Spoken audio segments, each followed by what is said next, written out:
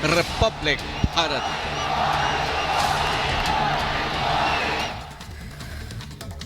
तो तीसरे चरण के लिए 2 दिन में 6 रैलियां करने वाले हैं पीएम नरेंद्र मोदी। गुजरात में एक बार फिर से मोदी मोदी की गूंज सुनाई देने वाली है, जहां 2 दिनों के दौरे पर रहेंगे पीएम नरेंद्र मोदी और एक बार फिर से विपक्ष पर प्रहार करते हुए सुनाई देंगे। आज डीसा हिम्मतनगर में जहां रैली करेंगे पीएम नरेंद्र मोदी, कल 4 जगहों पर मेगा प्रचार करेंगे, जिनमें से आनंद, सुरेंद्रनगर, जूनागढ़ और जामनगर शामिल है। इसके अलावा छत्तीसगढ़, कर्नाटक, तेलंगाना में भी पीएम नरेंद्र मोदी गरजते हुए सुनाई देंगे। सुबह 11:30 बजे कोरबा में रैली करने वाले हैं। तो वहीं इसके अलावा ये देखा जा रहा है कि गृह मंत्री अमित शाह अलग अलग राज्यों में रैलियां करने वाले हैं। 11:30 बजे कोरबा में रैली करेंगे, दोपहर 3:30 बजे हावेरी में रोड शो करेंगे। इसके अलावा शाम 5:30 बजे धारवाड़ में रैली करेंगे गृह मंत्री अमित शाह। तो वहीं शाम 7:30 बजे हैदराबाद में रोड शो होगा। तो ये तमाम बीजेपी के दिग्गज स्टार प्रचारक हैं। अब बात करते हैं सीएम योगी आदित्यनाथ की, जो कि महाराष्ट्र में लगातार तूफानी प्रचार करेंगे। और इसके बाद सीएम योगी आदित्यनाथ आज सोलापुर, सांगली और हथकंगली में रैलियां करने वाले हैं। सोलापुर में 3 बजे और सांगली में 5 बजे सीएम योगी आदित्यनाथ रैली करेंगे। तो वहीं रक्षा मंत्री राजनाथ सिंह आज बदायूं और आगरा में प्रचार प्रसार करेंगे। और आगे यूपी में भी राजनाथ सिंह आज 2 रैलियां करने वाले हैं। तो वहीं अनुराग ठाकुर बस्ती और सिद्धार्थनगर में प्रचार प्रसार करेंगे। तीसरे चरण के लिए डुमरियागंज से जगदंबिका पाल के नामांकन में भी शामिल होंगे। साथ ही साथ और अयोध्या में रोड शो करेंगे सीएम पुष्कर सिंह धामी। और इसके अलावा उनके रोड शो के अलावा आपको समय भी बताते चलते हैं, 1:30 पर उनका अयोध्या में रोड शो होगा। और अखिलेश यादव मैनपुरी में जोरदार प्रचार करते हुए दिखाई देंगे। तो अब बात करते हैं विपक्षी दिग्गजों की। डिंपल के समर्थन में रैलियां करते हुए नजर आएंगे। और वहीं ब्रजेश पाठक फतेहपुर, सिद्धार्थनगर का दौरा करने वाले हैं। और इसके अलावा साध्वी निरंजन ज्योति का प्रचार प्रसार करेंगे। और अब फिलहाल एक बड़ी खबर आ रही है, बड़ी खबर के लिए अनूप का रुख कर लेते हैं। यार अब बात करते हैं पहले और दूसरे चरण के बाद अब तीसरे चरण की बारी। और अब एक बार फिर पूरा जोर शोर जो है तीसरे चरण की ओर लग रहा है। पश्चिम बंगाल की बात करते हैं तो बीजेपी ने पूरा जोर लगा दिया है। कल अमित शाह के साथ साथ यहां यूपी के सीएम योगी आदित्यनाथ ने भी जोरदार निशाना साधा विपक्ष पर। कहा एक बार फिर मोदी सरकार जो 400 पार के बार जाएगी। रिपोर्ट आपको दिखाते हैं।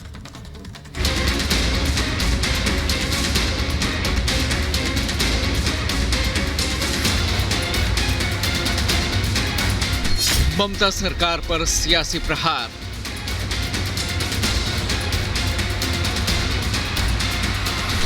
जंग जोरदार, जारी वार पलटवार। मां, माटी और मानुष को भूल गई दीदी। 4 जून को 400 पार के आंकड़े को सच करने के लिए बीजेपी को उन राज्यों में बेहतरीन प्रदर्शन करना होगा जहां फिलहाल उसकी सरकार नहीं है। बंगाल उन राज्यों में से एक है जहां बीजेपी की सरकार नहीं है। और ममता अपने गढ़ को बचाने के लिए एड़ी चोटी का जोर लगा रही हैं। बीजेपी के दिग्गज ममता के किले को ढहाने के लिए मैदान में कूद चुके हैं और जोरदार सियासी प्रहार कर रहे हैं। कल वर्धमान जिले के मेमारी में ममता सरकार पर गृह मंत्री शाह ने करारा प्रहार किया और कहा कि चुनाव में टीएमसी की हार तय है। शाह ने दीदी पर जबरदस्त तंज करते हुए कहा कि घुसपैठिए वोट बैंक कहीं नाराज ना हो जाएं, इसलिए ममता दीदी राम मंदिर प्राण प्रतिष्ठा कार्यक्रम में शामिल नहीं हुई। और जब राम मंदिर बना उनको निमंत्रण भेजा गया, ममता दीदी को भी दिया, भतीजे को भी दिया, मगर वहां नहीं गए। क्यों नहीं गए मालूम है वर्धमान वालों? क्यों नहीं गए? ये वो घुसपैठियों से डरते हैं, इसलिए रामलल्ला के प्राण प्रतिष्ठा में नहीं गए। कि भारतीय जनता पार्टी का कार्यकर्ता डरने वालों में से नहीं है। ममता दीदी जितना संतरास करना हो वो कर लो, आपका और भतीजे का विदाई अब सुनिश्चित है। ममता सरकार के मुस्लिम तुष्टीकरण पर गृहमंत्री शाह ने करारा प्रहार करते हुए कहा कि दीदी मां, माटी और मानुष का नारा देकर सत्ता में आई, लेकिन सत्ता मिलते ही सरकार मुल्लाओं, माफियाओं और मदरसों की बन गई। ममता दीदी माटी और मानूस की बात कर आई थी और सरकार बन गई मुल्लाओं की, मदरसों की और माफियाओं की सरकार बनी। माटी मानूस की सरकार अगर वापिस लाना है तो केवल और केवल नरेंद्र मोदी ला सकते। गृह मंत्री शाह के अलावा बीजेपी के स्टार प्रचारक और फायर ब्रांड नेता योगी आदित्यनाथ दीदी के गढ़ बंगाल में गरजे। योगी ने बंगाल की टीएमसी सरकार पर ताबड़तोड़ सवाल दागे और पूछ लिया कि जिस बंगाल ने नवजागरण दिया था, आज बंगाल लहूलुहान और दिशाहीन क्यों है? सत्ता के संरक्षण में बंगाल में हिंदू परंपराओं को रौंदने का प्रयास कैसे हो रहा है? जहां दुर्गा की पूजा होती है, वहां संदेश खाली जैसी घटनाएं कैसे घट रही हैं?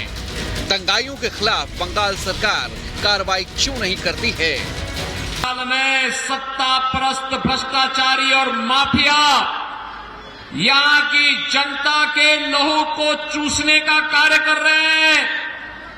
जिस बंगाल ने संस्कारों के माध्यम से एक नई नवजागरण का संगनाद किया था, जिस धरती ने जगत जननी मां भगवती दुर्गा के अनुष्ठान का संदेश दिया हो, उस धरती में संदेश खाली की घटनाएं घटित होकर के अपराधियों को सत्ता के द्वारा, राज्य की सत्ता के द्वारा खुलेआम बेशर्मी के साथ उन्हें प्रश्रय दिया जा रहा हो। योगी ने अपने चिर परिचित अंदाज में दंगाइयों को ठीक करने की बात बंगाल में दोहराई। योगी ने कहा कि आज का बंगाल सोनार बांग्ला नहीं है। जिस बंगाल ने वंदे मातरम गीत दिया, उसी बंगाल को दंगे की आग में झोंकने की कोशिश की जा रही है। जैसे रामनवमी के अवसर पर बंगाल के अंदर दंगा करने का प्रयास हुआ था, दंगा हुआ था, शोभा यात्राओं में तोड़फोड़ हुई थी।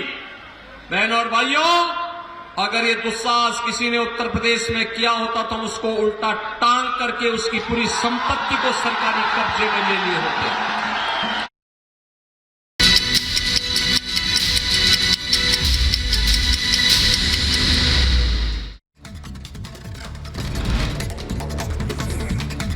यूपी के बहराइच में दो बाइकों की आमने सामने की जोरदार टक्कर, दोनों बाइकों के परखच्चे उड़े। हादसे में दोनों बाइक सवार गंभीर रूप से घायल हो गए।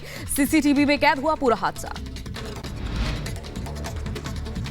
यूपी के बहराइच में अज्ञात कारणों से फूस के घर में लगी भीषण आग की चपेट में आने से एक युवती झुलसी, ग्रामीणों ने आग पर काबू पाया।